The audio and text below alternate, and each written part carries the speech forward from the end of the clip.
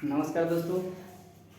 कहते हैं दुनिया का हर शौक पाला नहीं जाता, दुनिया का हर शौक पाला नहीं जाता, कांच के खिलौने को हवा में उछाला नहीं जाता। दुनिया का हर शौक पाला नहीं जाता, कांच के खिलौने को हवा में उछाला नहीं जाता। मेहनत करने से मुश्किलें हो जाती है आसान, मेहनत करने से मुश्किलें हो जाती है आसान, क्योंकि हर काम को तकदीर पे टाला नहीं जाता। चलिए दोस्तों, आज हम लोग देखेंगे ज्योग्राफी का पॉइंट। ज्योग्राफी में जलमंडल के बारे में जानेंगे। ठीक है, जलमंडल के बारे में हम आज ज्योग्राफी में इस वीडियो में जानेंगे। ज्योग्राफी के जलमंडल के बारे में संपूर्ण वीडियो जानेंगे। ठीक है, जलमंडल किसे कहते हैं, जलमंडल के का स्रोत क्या क्या है, कितने प्रकार के जलमंडल में जल पाए जाते हैं, आज पूरे जलमंडल के बारे में जानेंगे। ठीक है, जलमंडल किसको कहते हैं? तो पृथ्वी पर उपस्थित संपूर्ण जल को जलमंडल कहते हैं। मतलब पृथ्वी पर जितने भी जल है, वो सभी जलों को सामूहिक रूप से जलमंडल ही कहते हैं। जैसे में देखिए, पृथ्वी पर बहुत सारा जल है। जैसे आप लोग जानते हैं, पूरे पृथ्वी पर 71% जल है, 71% जल है, और केवल 29% भूमि है। ठीक है, तो ये 71% जो जल है ना, इसी को जलमंडल कहते हैं। ठीक है, जलमंडल किसे कहते हैं? तो पृथ्वी पर उपस्थित संपूर्ण जल को जलमंडल कहते हैं। ठीक है, आप लोगों को जलमंडल क्लियर होगा। और जैसे में पृथ्वी पर टोटल 71, यानी कि आपको बता दें कि 71% जल है और 29% भूमि है। तो वही 71% जल के बारे में आज हम लोग पढ़ेंगे। ठीक है, देखिएगा, जो हमारा पृथ्वी है, पृथ्वी पर 71% जल है, लेकिन टोटल जल मीठा नहीं है, पीने योग्य नहीं। मीठे कहने का मतलब कि अलवणीय युक्त का मतलब कि मीठा, यानी कि पीने योग्य नहीं है, उसको यूज नहीं करते हैं सब कहाँ। तो यहाँ पे देखेंगे कि टोटल 71% जल में, पृथ्वी पर इतना जल में, इतना अधिक मात्रा में होने के बावजूद भी जल की समस्या एक सबसे बहुत बड़ी समस्या है। तो इसमें हम देखेंगे कि क्यों समस्या है, और ये जो जल है इसका उपयोग कैसे हम लोग करते हैं। देखिए, 71% जल में, 71% जल में केवल 2.5% इतना ही जल पीने योग्य जल है, मीठा पानी का जल है, मीठे जल है, यानी इसको हम यूज करते हैं। और यह 2.5% जल है जिसको हम लोग पीते। देखिए, कहीं कहीं पे 2.7 भी देता है किसी किसी किताब में, कहीं कहीं पे 2.5 का। आप लोग एक मतलब लगभग 2.5% मीठे पानी का जल याद रखिएगा। यह जो जल है मीठे पानी का है। ठीक है, 2.5%।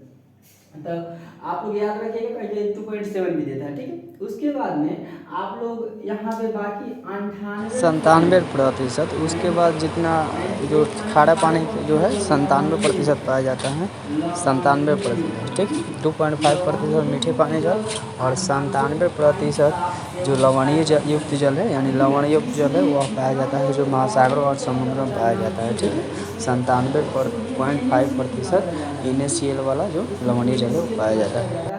लवणीय युक्त है। और यह जो है हम लोग उपयोग नहीं करते हैं। जो उपयोग करते हैं हम लोग जल, वह है मीठा जल, जो 2.5% है। ठीक है, देखिए, ये जो जल है इसमें NaCl पाया जाता है, इसमें NaCl नहीं पाया जाता है, यानी ये लवण नहीं है, इसमें लवण है, इसका हम लोग उपयोग करते हैं। उसके बाद में ये जो जल है, लवण कैसे निकाला जाता है? इसका एक मापक होता है कि कौन जल लवणीय युक्त है, कौन जल लवणीय युक्त नहीं है। इसका एक मापक होता है, उसको मापा जाता है। देखिए, लवणीय जो जल होता है 38 प्रति हजार ग्राम होता है। मतलब 1000 ग्राम में 38 ग्राम क्या होता है? लवण होता है। तो लगभग जो लवणीय युक्त जल है वह है औसत, मतलब एवरेज, यह लवणीय युक्त जल में कितना पाया जाता है NaCl, यानी लवण कितना पाया जाता है? 38,000 पर ग्राम। याद रखिएगा, 38,000 पर 1000 ग्राम रहेगा। ठीक है, 1000 ग्राम में 38 ग्राम का पाया जाएगा लवण, यानी NaCl पाया जाता है औसत। यह मापा जाता है कि कितना लवणीय युक्त है, कितना नहीं है। उसके बाद में देखिएगा, कुछ यहाँ पे आप लोगों को एक लवणीय जल, उसके बाद में यह एवरेज है, यानी औसत है। औसत इतना पाया जाता है 38 प्रति 1000 ग्राम। ठीक है, 38 प्रति 1000 ग्राम लवण की मात्रा पाई जाती है औसत, माने इतना NaCl की मात्रा पाया जाता है नमकीन पानी में। ठीक है, और मीठे पानी तो मीठा शुद्ध पानी है, इसमें NaCl पाया नहीं जाएगा। यह लवणीय जल की मात्रक है, ऐसे मापा जाता है औसतन। उसके बाद में यह टोटल जल कहाँ होता है, इसका देखा जाए तो लवणीय युक्त जल महासागर में, समुद्र में, ये सब सागर में, इस सब में मिलता है लवणीय युक्त जल। इसका कहाँ मतलब ये कहाँ पाया जाता है, तो महासागर, सागर और आपका महासागर, सागर, समुद्र, इस सब में पाया जाता है लवणीय युक्त जल। ठीक है, मीठा जल कहाँ पाया जाता है, तो भूमिगत यानी भूमि के अंदर जो पाया जाता है, बर्फ के रूप में जो पाया जाता है, नदी में जो जल पाया जाता है, ये सब मीठे पानी का मीठा होता है। ठीक है, झील में कुछ रहता है, झील में दोनों भी रहता है, कोई कोई झील होता है लवणीय, कोई नहीं होता है। ठीक, तो ऐसे आप लोग याद रख सकते हैं कि मीठे जल कहाँ मिलता है, लवणीय युक्त जल कहाँ मिलता है, लवणीय युक्त जल जो होता है उसमें कितना औसत कितने लवण की मात्रा होती है, उसके बाद में कितना टोटल लवणीय, पूरे विश्व में कितना लवणीय जल है 98.5%, और मीठे जल कितना 2.5%। इसका स्रोत कहाँ है, कहाँ पाया जाता है। उसके बाद में हम चलिए देखेंगे, ये हम लोग देखिए, उसके बाद में देखेंगे हम आज महासागर के बारे में। महासागर में जो लवणीय जल है वह है कहाँ कितना पाया जाता है, इसके बारे में जानेंगे। ठीक है, देखिए सबसे पहले हम देखते हैं, ये देखिए पूरा वर्ल्ड का मैप है, इस पे हम बनाए हैं, लेकिन आप लोग देखिएगा थोड़ा सा समझने की कोशिश कीजिएगा। सोच रहे हैं कि ऐसे समझाएंगे तो आप लोग को ज़्यादा समझ में आएगा। तो यहाँ पे देखिए जो पूरा वर्ल्ड का मैप है, इसमें हम टोटली देखें तो हिंद बनाए हम फिगर, तो इधर प्रशांत महासागर है। ठीक है, पूरा प्रशांत महासागर है, इधर भी इसका भाग कटा हुआ इधर प्रशांत, क्योंकि पृथ्वी गोल है, गोल मान लिया गया है, तो गोल है तो यहाँ पे क्या है कि जो अगर हम किसी पेज पे इसको बनाए यहाँ पे, तो यह अंदर से जाके जुड़ा होगा, ये भाग ये दोनों जुड़ा है, तो थोड़ा सा भाग इसका इधर है, थोड़ा सा इधर है। ठीक है, तो हम शुरू करते हैं महासागर से। तो टोटल कितने महासागर है, तो टोटल महासागर है 4। ठीक है, महासागर टोटल 4 ही पड़ रहा है हम लोग को, 4 महासागर है। ऐसे उसको और डिवाइड करके बनाया गया है, लेकिन ऐसे देखा जाए तो 4 ही महासागर को जानना है हमको, 4 महासागर को पढ़ना है। ठीक है, 4 महासागर। उसके बाद में 4 महासागर को हम लोग बारी बारी से पढ़ेंगे। ठीक है, तो देखिए पूरा 4 महासागर पूरा पृथ्वी पर है। इस 4 महासागर को देखा जाए तो पृथ्वी को 2 भागों में डिवाइड करती है विषुवत रेखा। ठीक है, विषुवत रेखा के ऊपर वाले को उत्तरी गोलार्ध करते हैं और नीचे वाले को दक्षिणी गोलार्ध। देखिए ये विषुवत रेखा हम बनाए हैं, यह है भूमध्य रेखा या विषुवत रेखा। ठीक है, भूमध्य रेखा या विषुवत रेखा इसको बोलते हैं। ठीक है, ये भूमध्य रेखा के ऊपर वाले को उत्तरी गोलार्ध, नीचे वाले को दक्षिणी गोलार्ध। तो उत्तर गोलार्ध है, दक्षिणी गोलार्ध है। तो पृथ्वी के ऊपरी गोलार्ध यानी उत्तर, ऊपर यानी उत्तरी गोलार्ध, उत्तरी गोलार्ध में कम जल पाया जाता है। यहाँ 60% जल पाया जाता है और 40% भूमि पाया जाता है। ठीक है, यानी पृथ्वी के किस गोलार्ध में अधिक जल पाया जाता है, दक्षिणी गोलार्ध में, क्योंकि ऊपर 60% जल और 40% भूमि है। जबकि दक्षिणी गोलार्ध में देखा जाए तो 80% जल है और 20% ही भूमि है। ठीक है, तो इस प्रकार आप लोग देख लीजिए पूरे पृथ्वी को 2 गोलार्ध में बांटा गया है, 2 भागों में बांटा गया है। विषुवत रेखा जाकर बांटती है, जिसमें उत्तरी गोलार्ध है, दक्षिणी गोलार्ध है। तो उत्तरी गोलार्ध में टोटल जो जल है 60% है, भूमि 40% है। दक्षिणी गोलार्ध में 80% जल है या 20% भूमि है। उसके बाद में हम लोग देखेंगे यहाँ पर, देखिए हम महासागर तो पढ़ रहे, लेकिन महासागर जानने के लिए यहाँ पर जो क्वेश्चन बनता है आप लोग को थोड़ा सा समझना पड़ेगा इसके बारे में भी, महादेश के बारे में भी। तो महादेश के बारे में देख लीजिए। देखिए दुनिया का सबसे बड़ा महादेश जो है, महाद्वीप है, वह एशिया महादेश है। अब एशिया महादेश के बाद यूरोप महादेश है। उसके बाद में अब देखिए हम लाइन से नहीं बता रहे हैं कि इससे छोटा इससे छोटा, हम डायरेक्ट ये बता रहे हैं कहाँ कहाँ महादेश है। ठीक है, देखिए एशिया महादेश, यूरोप महादेश, अफ्रीका महादेश, अमेरिका महादेश, उत्तर अमेरिका महादेश, दक्षिण अमेरिका महादेश, ऑस्ट्रेलिया महादेश, एक अंटार्कटिका है। ठीक है, नीचे अंटार्कटिका महादेश है, महाद्वीप इसको कहते हैं। देखिए अंटार्कटिका महाद्वीप,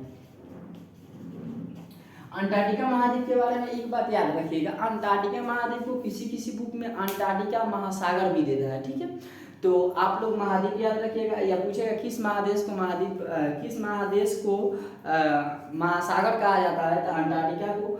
यहाँ पे देखिए बर्फ की मोटी मोटी चट्टानें हैं, यह बर्फ से बनी है महाद्वीप जैसा आकृति बनी, इसलिए इसको अंटार्कटिका महासागर भी कहते हैं, कहा है बहुत सारे किताब में। और यह जो है ना अंटार्कटिका महाद्वीप जो महासागर कहा जाता है, यह 98% जल से मिलकर बना है। जो अंटार्कटिका महाद्वीप बना है तो 98% उसमें जल की मात्रा है, तब वो बना है महाद्वीप, क्योंकि केवल बर्फ बनेगा जल से, तो इसलिए इसको अंटार्कटिका महासागर भी कहा जाता है। तो आप लोग याद रखिएगा, कंफ्यूज मत होइएगा, इसको अंटार्कटिका महासागर भी कहते हैं, अंटार्कटिका महाद्वीप को अंटार्कटिका महासागर भी कहते हैं, क्योंकि वह उसको बनने में 98% केवल जल की मात्रा, मतलब उसको बनाने में 98% केवल जल का उपयोग हुआ है। ठीक, आगे देखेंगे तो देखिए यह 4 महासागर पढ़ने से पहले हम लोग थोड़ा सा इसमें कुछ बात आएगा, जैसे में आप महासागर पढ़ रहे हैं तो इसमें कुछ सागर का भी नाम आएगा। सागर को पूरा डिटेल से अगले वीडियो में देखेंगे, लेकिन आएगा कुछ नाम, महासागर, सागर, खाड़ी आएगा, बे आएगा। ठीक है, बे ऑफ बंगाल आप नाम सुनेंगे, ऐसे बे आएगा, यानी बे ऑफ बंगाल, इसके बारे में हम लोग जानेंगे। ठीक है, सागर की महासागर किसे कहते हैं, सागर किसे कहते हैं, खाड़ी किसे कहते हैं, बे किसे कहते हैं, इसको देखिए। तो महासागर किसे कहते हैं, तो जल के विशाल रूप को, मतलब बहुत ज्यादा जल से घिरा हुआ क्षेत्र को महासागर कहते हैं। यह तो विशाल रूप है, महासागर भी जल का विशाल रूप है।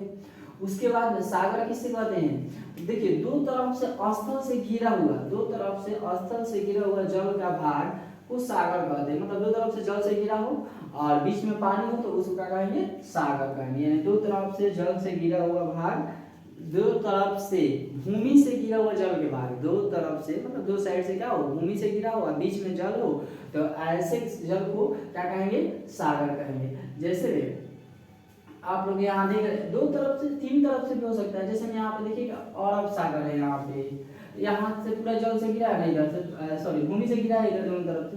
उसके बाद में इधर आइएगा तो आपका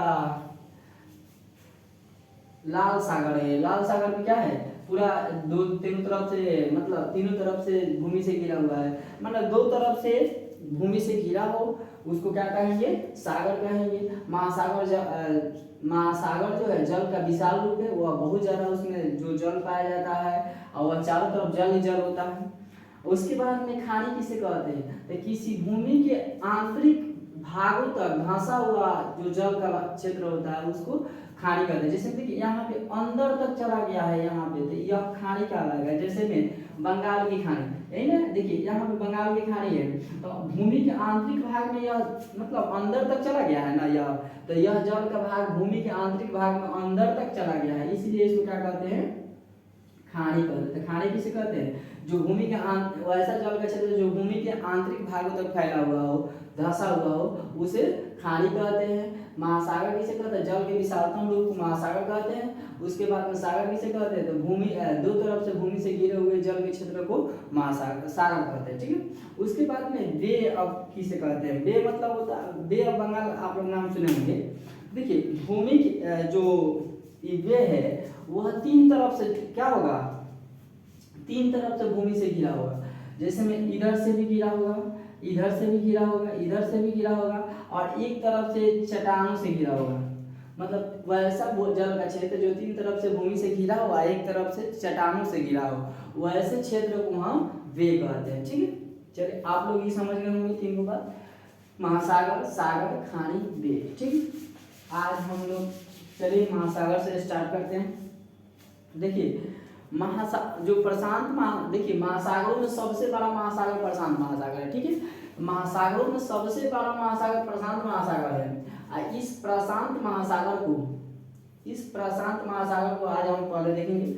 उसके बाद देखिए प्रशांत महासागर जो है, इससे कौन कौन देश जुड़ा है, इससे क्वेश्चन पूछ सकता है। देखिए प्रशांत महासागर यही ना है, ये प्रशांत महासागर है।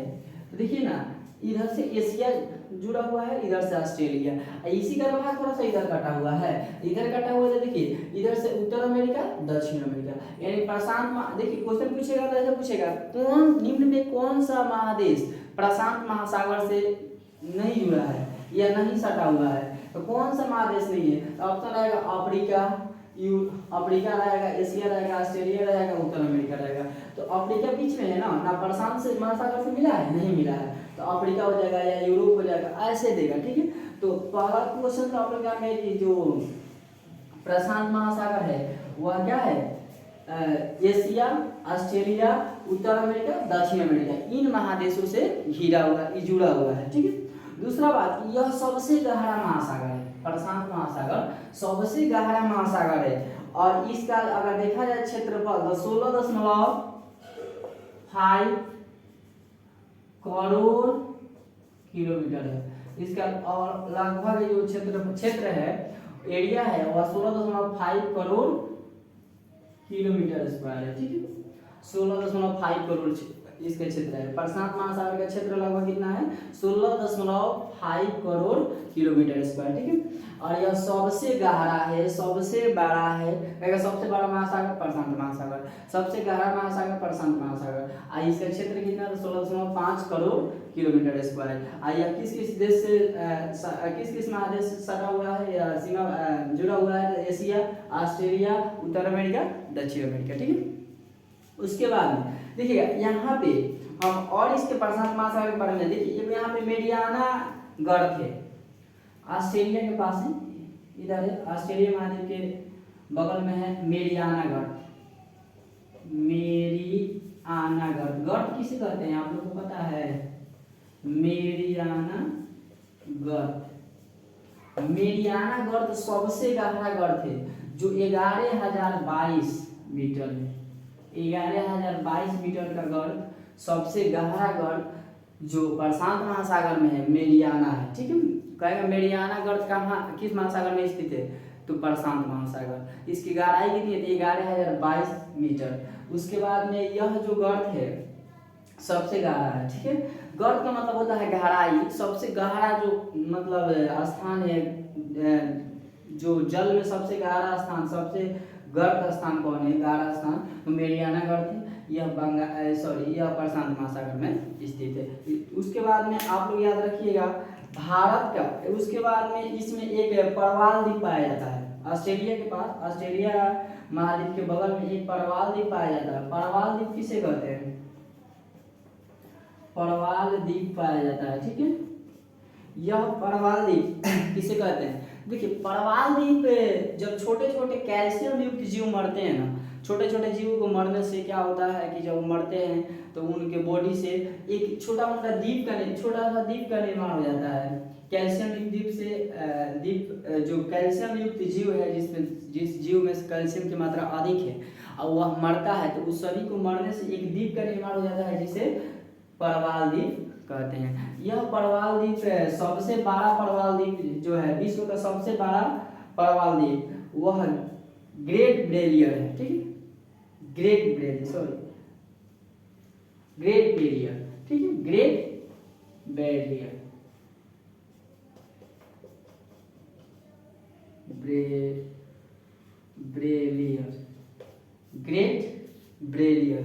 ग्रेट ब्रेलियर द्वीप कहाँ है? प्रशांत महासागर में।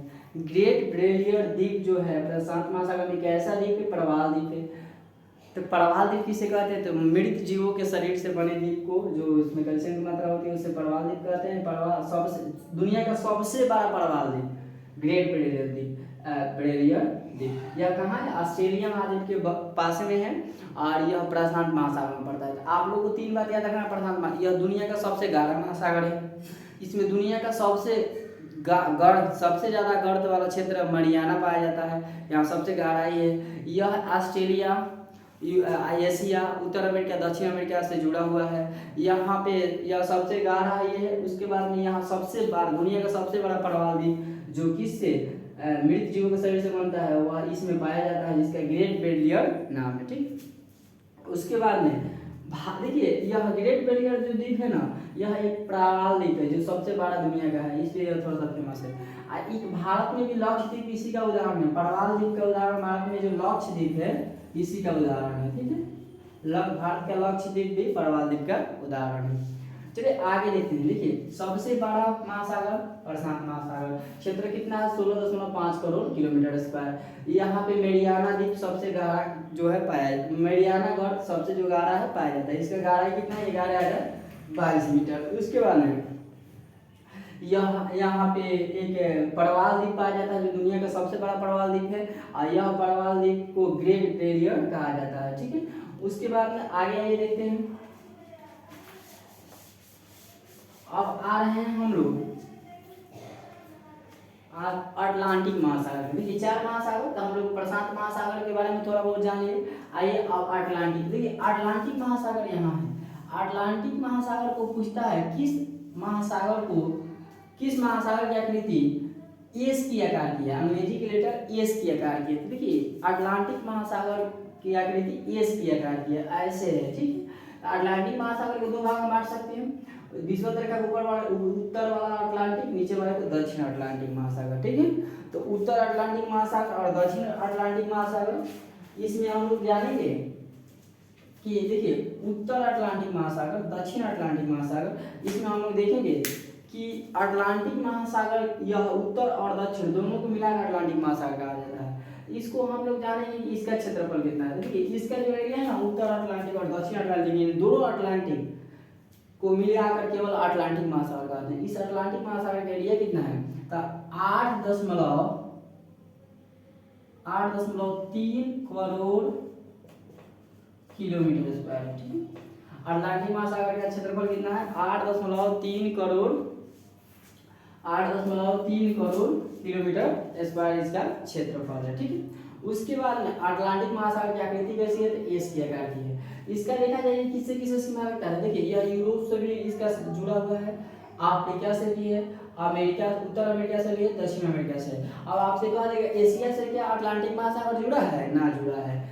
उसके बाद अगर ऑस्ट्रेलिया से जुड़ा है, ना जुड़ा है। आप लोग को याद रखना है कि अटलांटिक महासागर अमेरिका, उत्तर अमेरिका, दक्षिण अमेरिका दोनों आ जाएगा, यूरोप और अफ्रीका, ये 4 महाद्वीप से जुड़ा हुआ है। इसकी आकृति एस की आकार की है, और यह जो है ना 8.3 करोड़ किलोमीटर स्क्वायर का इसका एरिया है। ठीक है, उसके बाद में विश्व का सबसे बड़ा पठार या द्वीप, विश्व का सबसे बड़ा द्वीप जो है उसको बोलते हैं विश्व का सबसे बड़ा पठार या द्वीप। ठीक है, इसको जिसका नाम है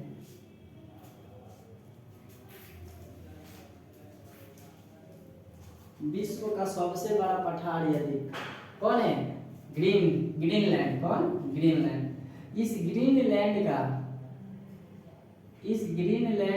जो है इससे जुड़ा हुआ है। ठीक है, इससे मतलब सटा हुआ है, अटलांटिक महासागर से ग्रीनलैंड जुड़ा हुआ है, जो विश्व का सबसे बड़ा द्वीप है। विश्व का सबसे बड़ा द्वीप ग्रीनलैंड, और यह किससे जुड़ा हुआ है, अटलांटिक महासागर से। इसको सबसे बड़ा पठार भी कहते हैं। विश्व का सबसे बड़ा पठार ग्रीनलैंड, सबसे बड़ा द्वीप ग्रीनलैंड। ठीक है, आगे देखिए इस कैरिबियन द्वीप समूह भी इससे जुड़ा हुआ है। कैरिबियन द्वीप समूह इधर है मैक्सिको की तरफ, तो कैरिबियन द्वीप मैक्सिको की खाड़ी भी से जुड़ा हुआ है।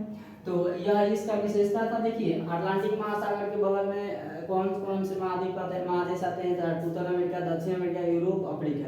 उसके बाद में इसके क्षेत्रफल कितना 8.3 करोड़ किलोमीटर स्क्वायर। इसका आकृति कैसा है, एस की आकार की इसकी आकृति है। ठीक है, आइए विश्व के सबसे बड़े महाद्वीप, विश्व के सबसे बड़े द्वीप या पठार ग्रीनलैंड से जुड़ा हुआ है। सबसे बड़ा द्वीप भी है, सबसे बड़ा पठार भी है, कौन, ग्रीनलैंड। ठीक है, आगे अब चलते हैं हिंद महासागर की तरफ। ठीक है,